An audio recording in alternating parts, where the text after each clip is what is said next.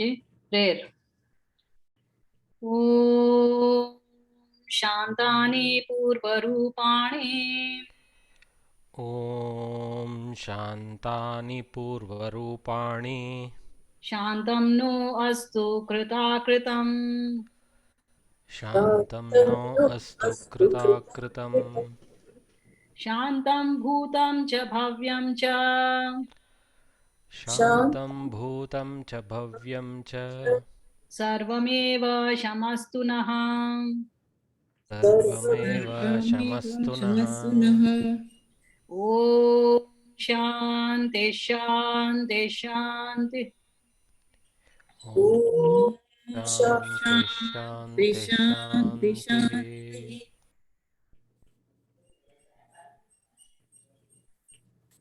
So let me ask you if there are any questions from last time.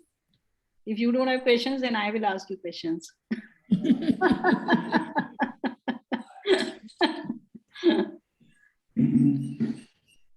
So first, I actually wanted to check this Karikaran Bhav is understood, cause and effect. Yeah. Yes, and particularly Ahan, is it clear to you now? Ahan, are you there? Can you hear me? Yeah, now I can hear you somewhat. Yes, it is. Thank you. Okay, good. Okay, so do we want to recap from the first mantra, or shall we proceed with only the third one? Third is Good one. good. Yeah. Third is good. Yeah. Okay. So tama asit tamasa gudam agre. I will again try and go quarter by quarter. So somebody can take the first quarter of the verse. Tama asit tamasa gudam agre. So this darkness was even darker than darkness. Yeah. And agre, that is in the beginning. Beginning, in the beginning. Okay. Apraketam salilam sarvam idam. Somebody else wants to take it up? I can try. Yes, please. Go ahead. I'm not sure if I'm going word by word, but Salilam, I had noted word. So there was only a uniform matter, which was compared to a fluid, because it would then be an all-pervading and, something uniform all over. Correct. So that was the kind of matter there was. Yeah, and apraketam. Apraketam means without any signs, Any discernible distinguished signs. features, or it was Correct. spread everywhere. Yeah. Correct. Tuchena vapihitam yadasit. Somebody wants to take it up?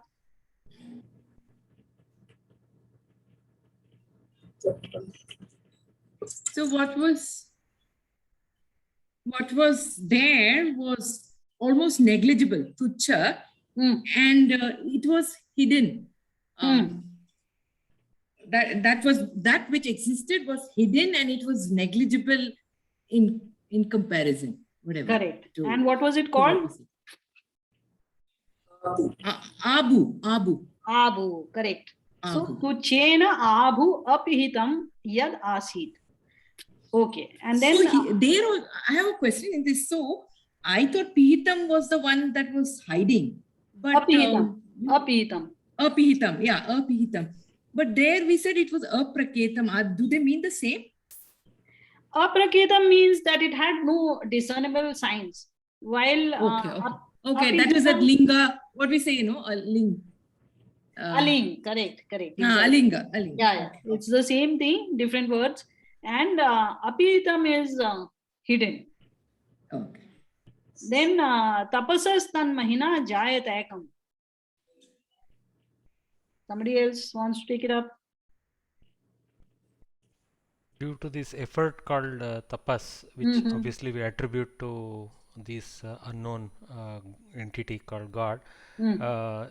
it transformed into Mahat, the first transform that is mentioned in Sankhya also. Correct, correct. And Ekam. So that this is a single transform. There were no multiple transforms. So Mahina goes both ways. Tapasaha Mahina, the greatness of that tap led to the formation of this new substance. And also it goes with Ekam Mahat, in which case Mahina is to be read as Mahat. So this Ekam Mahat Ajayata, it was created because of this Mahat. Because So of this this, is the first materialization of the immaterial world, the Mahat, in this sequence. not immaterial, that Abu existed before. So Abu was also considered matter. it was matter. It Oh, was okay, matter. okay. So What is you call pradhana also otherwise? correct, correct. So that is what we were discussing also last time, that Swami Dayanand that said that it is different from pradhana. And I was not agreeing with that, and I was saying that then it has not been no previous state has been given, and the transformation to pradhana has not been talked about here, so it must be pradhana.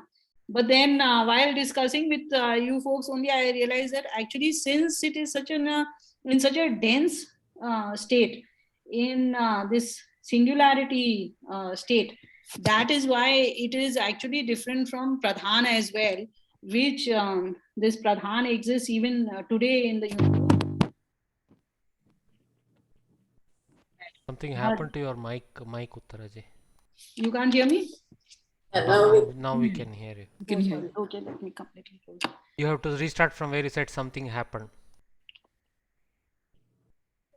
I guess we were talking about pradhan.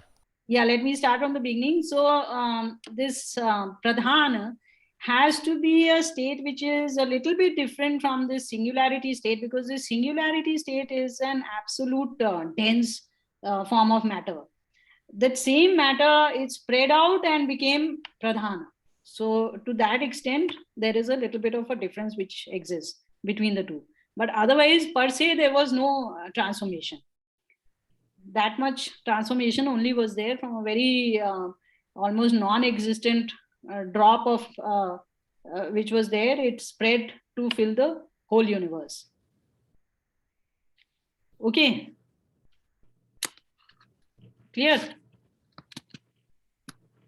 Yes, Bhagini. Not very clear.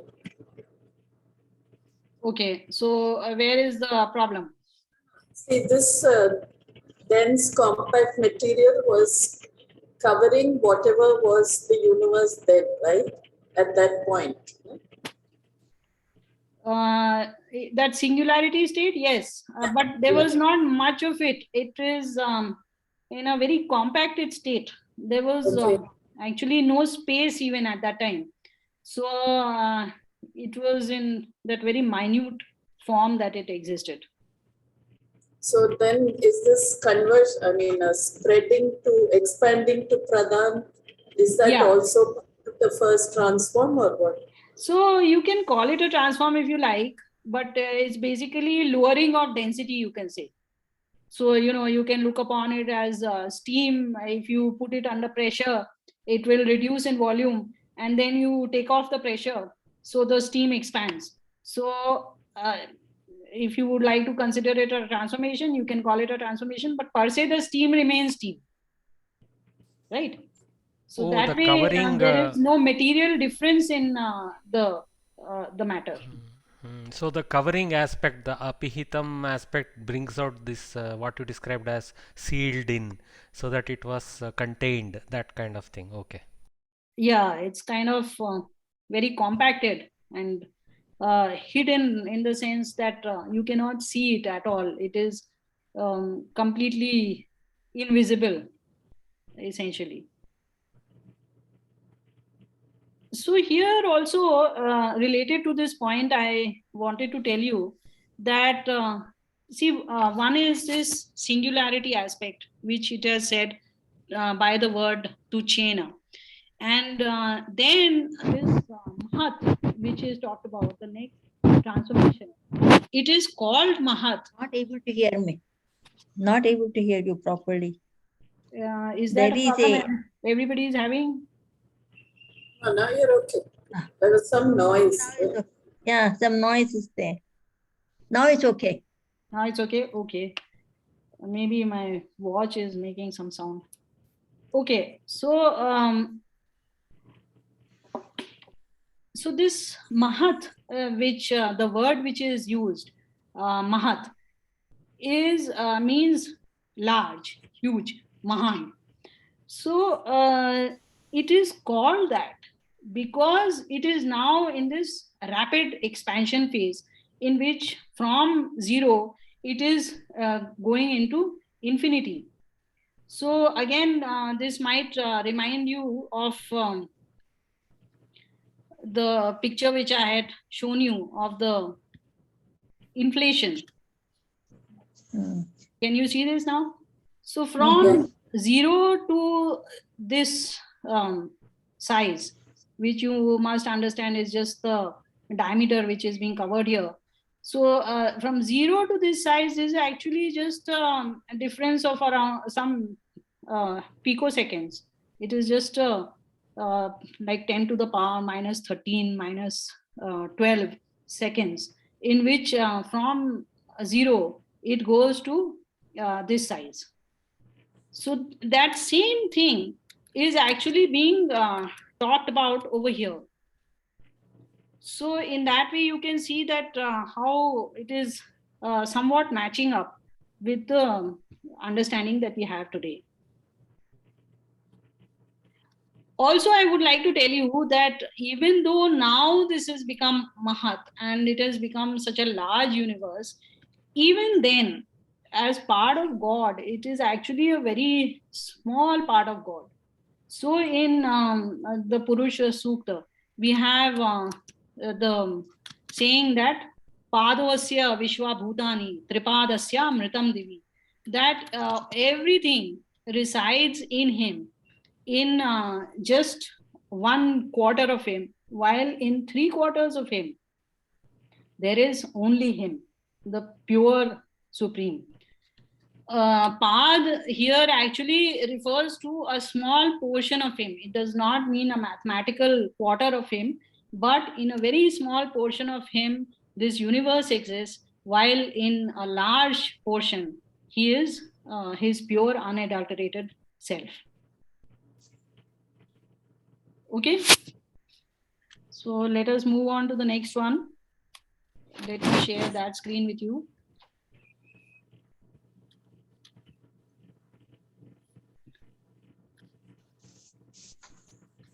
That is the dark matter, dark energy, which is dominant. Yes, yes. Actually, even I feel that this Mahat, which is being talked about, is actually dark energy, which has come into existence now. And then the next part, which we will see next, is probably dark matter. So 75% of the universe, 74%, is actually this dark energy, which stays as is, and then a portion of it again converts, then a portion of it again converts. So like that, this conversion is not happening of the full thing, but parts of it. So please repeat after me. Kamastadagre samavartadadhi. Kamastadagre samavartadadhi. Manasoritaha prathamam yadasit. Manasoretaha pratamam yadasit. Sato bandhumasati niravindan. Sato buddhamasati niravinda. Hridi pratishya kavayo manisha. Pratitisha Kavayo Kavayo Manisha. Okay, so before we proceed with this one, actually, I would also like to share with you Manusmriti's next verse. Just give me a minute.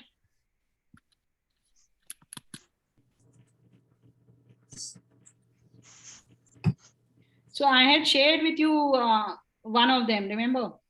The 5th verse of the first chapter. Correct?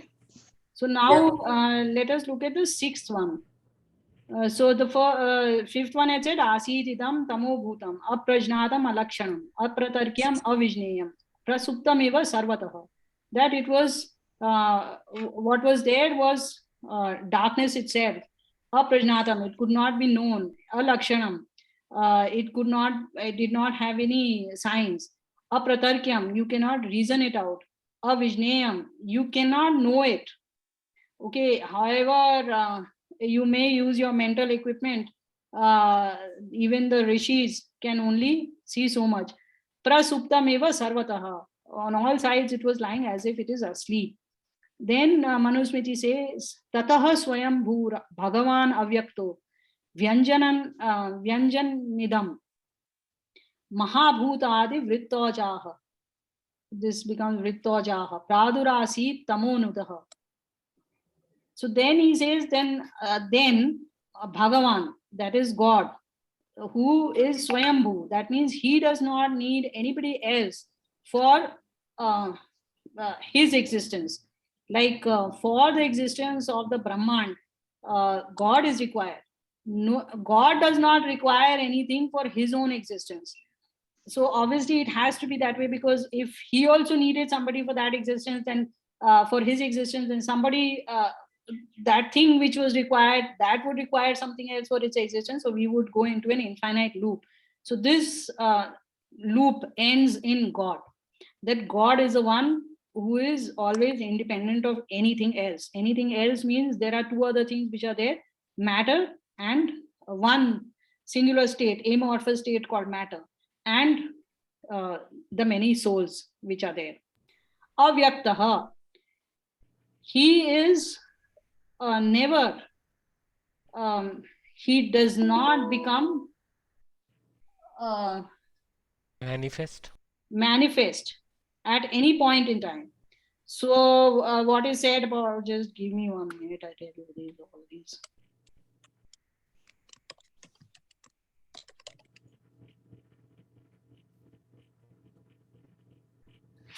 So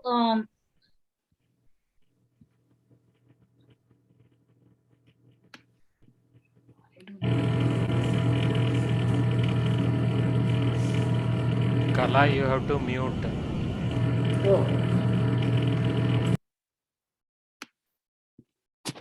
Sorry, too many reminders start popping up all over.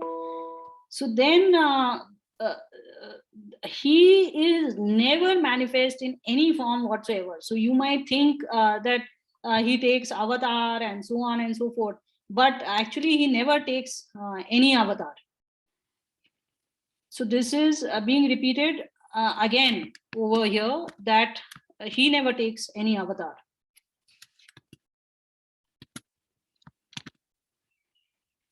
Vyanjayan idam. He took this matter which was there, prasuptameva, tamo bhutam, matter which was there, he made it manifest. Mahabhutadi vrittoja. So he took these and made them into these mahabhuts, the elements which we are aware of. He had the capacity, the oj, to bring them to light. He was also tamonudaha, this tamo bhutam pradhanam, which was there, that he is able to poke it into existence. So nudaha, typically means to poke. So he is able to encourage it, motivate it, move it into all these different shapes which make up the universe. And then Pradurasi, after having said that he is avyakt, that means he never is revealed. The same time it is said that he becomes known. He reveals himself. So this is the usual style of Sanskrit text. This is the alankar which is used to show you, to create interest, that you say one thing and then you say the opposite thing. So it should never be misunderstood. So what is being said is that God himself will not ever reveal himself directly. However, through this universe, you can learn of his existence. You can come to know, yes, this universe has a creator. It cannot have got created by himself. And all these things which are there, you can look upon it as manifestations of him only. So there is no alanka, no avatar which is required. The whole Brahmand is him only. And that is how actually you should perceive him, because he is so huge, he is so vast. If you put him in a very small body, however large you may consider that body is the size of this earth, it is still a very small body. You may think he is the size of the solar system. Still, he is a very small, that's a very small thing compared to the size of the universe. Agree, So, Bhagini. Only a small point, without disagreeing with the larger point that we should not consider the humanistic avatars as total forms of God. We should definitely appreciate the color and the kavya and the soundarya that those bring in for us, for enabling us into a multitude of enjoyable situations. Okay, so they have a value. Just totally negating it is not what no, my no, point. I'm not totally negating, but this is a kavya value. Okay, it's like a movie, so you might as well enjoy a movie. But that movie has, here in this class we are talking of reality. So we are quite separate from any entertainment in terms of No contradiction. No some contradiction. imagined Because stuff. there is no color, when there is no discernment possible, there is no color possible. That's the problem with human problem. So that is solved through these avatars and Puranas. Yeah, so I have told you before that we are not working with people who need crutches to understand something. So all of you are highly intelligent people, and in this class we are covering facts and not fiction. So to that extent, we will handle that. Okay. So now the other thing which I have to tell you before we proceed is about the three aspects of this world. Okay, this world can be divided into three aspects of it, which are covered in the Om Shanti Shanti Shanti, which we say in the at the end of certain verses. So these are Adi Bhautik, Adi Devik, and Adi Adhyatmik. So Adi Bhautik relates to all other beings which are there in this world. Adi means related to, and Bhautik is, of course, as you understand, of the Bhutas. So everything which is related to beings, other beings, it may be a bee, or it may be an elephant, or it may be another human being, everything related to my interaction with other beings, it comes under the box of Adi Bhautik. Then you have Adi Devik. So anything which is related to inanimate nature. Okay, so pleasant climate or rainy climate or a tsunami or an earthquake or any of these, all these, or a beautiful sunrise, everything related to nature comes under Adi Devik in my interaction with nature. Then you have Adhyatmik. So everything which is related with me and God. Okay, so my body, my mind, my senses, my soul, and God. he is also Atma. So anything related to Atma, that is myself, my Atma, the Jivatma, and God, who is Paramatma. And because this bit of matter is very closely associated with me, so how this is also impacting me, that also comes under Adhyatmic. So these are the three subjects which are covered in Vedic mantras, and very often you can find all three may exist in a mantra. In addition to this, there is another subject which may be covered in the mantras, that is called Adi Yajnik. That means that it is about yajnas. Yajnas is largely taken as the karma kand over here, that is Agnihotra itself. So anything related to performance of Agnihotra is called Adi Yajnik. So a lot of mantras are interpreted in that fashion. In fact, science interpretation is largely Adi Yajnik. And in Yaska's Nirukt, the meanings which are there are largely Adi Devik. So Adi Bhautik and Adhyatmik are not so well known, the meanings. So why I had to tell you this. Firstly, of course, it is good for your general knowledge to know that such meanings exist in the Vedas, and each mantra can have these. But also the next mantra which we are going to do is going to have two such meanings. Okay, so let me share screen again. So kamas tadagre samavartat adhi manaso retaha prathamam yad asit sato bandhum asati niravindan hridi hridi pratishya kavayo manisha. So first let us look at the Adi Devik Arth. That means about matter. Since we have been considering matter so far, so let us look at the material, the meaning which is there. So kamas tadagre samavartata adhi. In the beginning, continuing from the previous mantra, agre, that is in the beginning, there was only the desire in God, kama, asit, in the desire in God to create this universe. Samavartata adhi, adhi samavartata. It was an overpowering desire, the singular desire in him to create the universe. Manaso retaha prathamam yad asit. Now here manasa mana has to be interpreted as God. That is why in the first verse I had told you that God has been called as mana in Shatpat Brahman. So that meaning now it comes in here, that from mana, retaha, that is the first particles were created. Okay. Sato bandhum asati niravindan.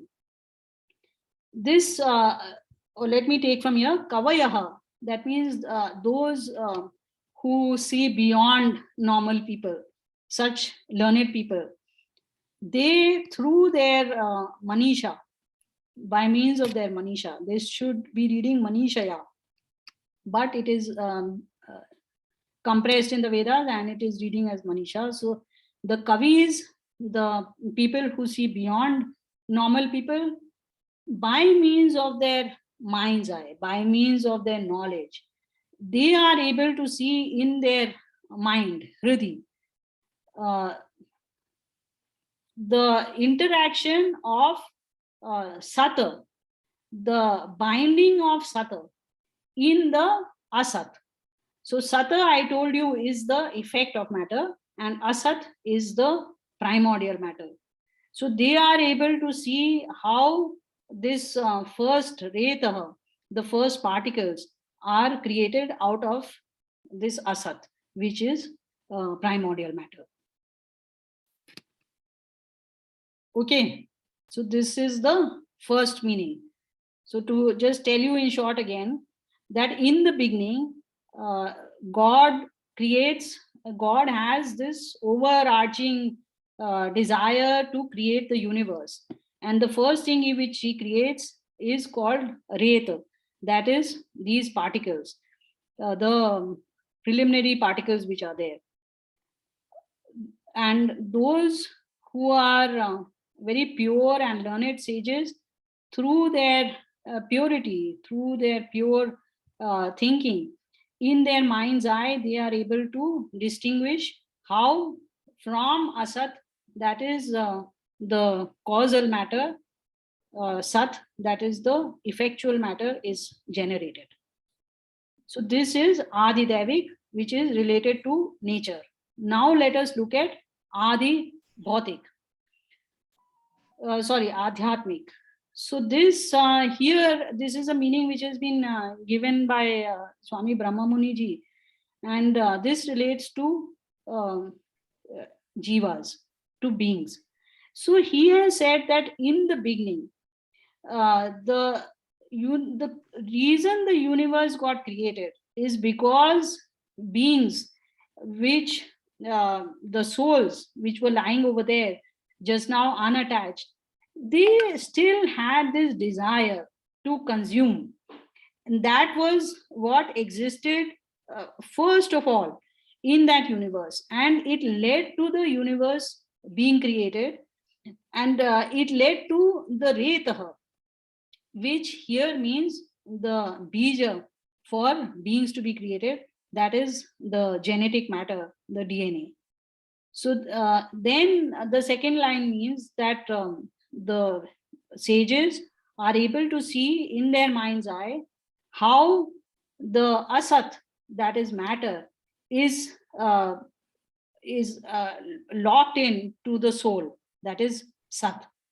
So looking at, because they're able to perceive this connection, this bondage of the soul with matter, they become renunciates, and they feel that yeah, this is just a bondage, this matter which is there, it is of no consequence, it is just a weight, a baggage that we are carrying on ourselves, and immediately there any desire for bhoga is lost from them. Any questions so far?